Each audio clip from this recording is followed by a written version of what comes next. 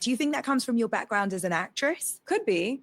I mean, wonder. yeah, when I was an auditioning actress, and this is well before Suits, you have to think at that There she goes, touching her nose again.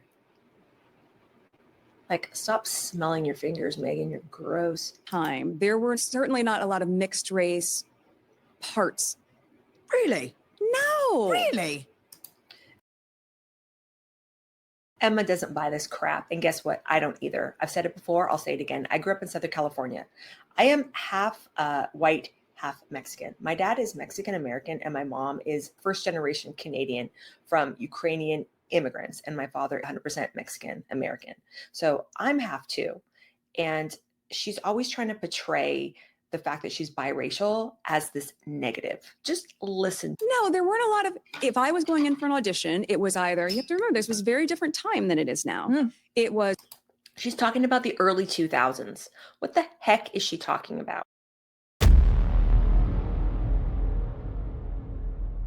as Girl Next Door. That was typically blonde-haired, blue-eyed, but because I'm half white, I would also be submitted for those roles.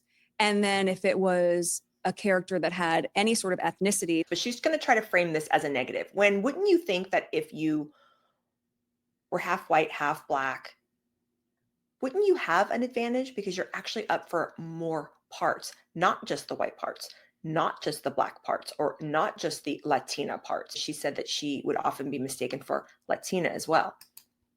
To a lot of people in casting, they thought I was Latina. So I share that because, and I've shared this before. So I share that to show how privileged I am, but I'm still going to complain about it. It was a numbers game. If I'm only up for 10 parts, that could be 10 no's. But if I'm up for 30 parts, because I can fit into so many different rooms, that could be 30 no's. Yes, but it could also be 20 more chances than the person that's only up for 10. Do you see how she does this? She takes a positive and frames it as a negative, and a negative and frames it as a positive. Rather than saying, I am so lucky being biracial that I was able to go up for 30 parts rather than 10, she's framing it as, oh, I was rejected 30 times. Well, maybe you were rejected 30 times because you weren't that great of an actress. Stop complaining all the time. Where does gratitude come into this equation? Does it ever factor into any story that she tells? Absolutely not.